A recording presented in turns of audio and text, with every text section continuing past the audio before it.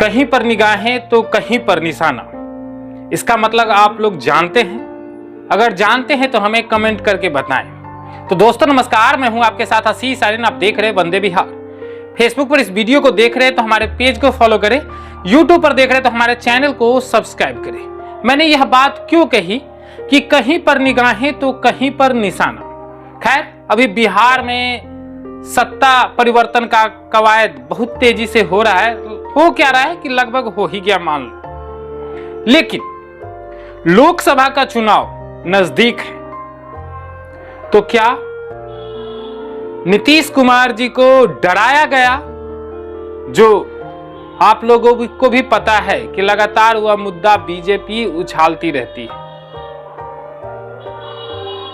पता है किस मुद्दे पर बीजेपी नीतीश कुमार को घेर सकती है या किस मुद्दे को लेकर टारगेट किया जा रहा है, आप लोगों को पता होगा ही, इसलिए दबाव में है। अगर नहीं पता है हम बताएंगे, अगर आप लोगों को पता है तो पहले चलिए कमेंट करें, हम दूसरा वीडियो उस पर बनाएंगे, डिटेल से बनाएंगे। लेकिन एक जो मैंने बात कही कि कहीं पर निगाहें कहीं पर निशाना, तो इसका मतलब क्या है?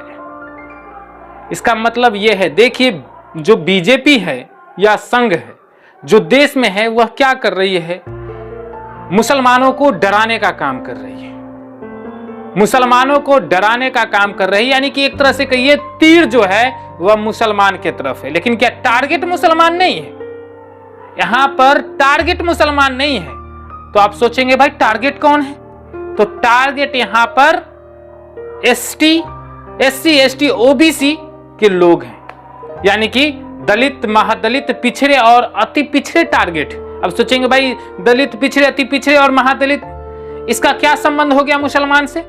तो समझिए, मुसलमान पर अगर टारगेट किया जा रहा है, तीर चलाया जा रहा है, जब उसे पीटा जा रहा है, उसे परेशान किया जा रहा है, कितने दिन तक वो बर्दाश्त करेगा? प्रतिक्रिया तो उसका आना है और आ भी जाता है कभी कभी, आप लोग देखते होंगे। इसके डर से जितने भी एससी एसटी ओबीसी और ईबीसी के लोग हैं ना, वो सब एकत्रित होंगे, यानी कि कहेंगे हम हिंदू हैं। और मेन एजेंडा संघ और बीजेपी का यही है, जितने भी एससी एसटी ओबीसी के लोग हैं उनको एकत्रित करके हिंदू बनाओ, उसके बाद हम उन्हें गुलाम बनाएंगे। तो सबसे पहले हिंदू बनाओ और उसके बाद गुलाम बनाओ। इस रणनीति के तहत काम किया जा रहा है बीजेपी और संघ का। और आने वाले दिनों में अगर आप लोग अभी नहीं संभले तो टारगेट तो मुसलमान ही होंगे, तीर तो मुसलमान पर ही चलाया जाएगा। तीर लगेगा भी मुसलमान को, दर्द भी होगा मुसलमान को, जख्म भी पड़ेंगे मुसलमान को। अगर किसी मुसलमान ने अगर यही प्रतिक्रिया दे दिया तो उस प्रतिक्रिया में जितने भी एससी एसटी ओबीसी को लोग को भड़का करके वह क्या कहेंगे, हिंदू को परेशान किया जा रहा है, सबको इकट्ठा किया जाएगा। पता है देश में कितने प्रतिशत एससी एसटी ओबीसी के लोग हैं? तकरीबन 75% आबादी है। लेकिन शासन कौन चला रहे हैं? जो 2% 4% के लोग हैं वो चला रहे हैं शासन। समझिए कैसे डराया जा रहा है एससी एसटी ओबीसी के लोगों को।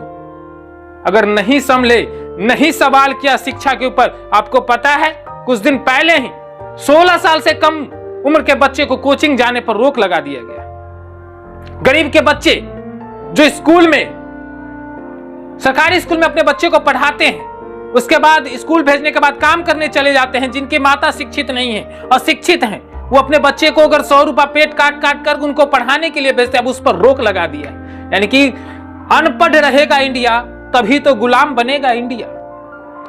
पूरी दुनिया में अगर सबसे ज्यादा अगर शिक्षा पर टैक्स है तो वह भारत में। और मोदी जी कहते हैं कि हमारा देश विश्व गुरु बन जाएगा। कब बनेगा?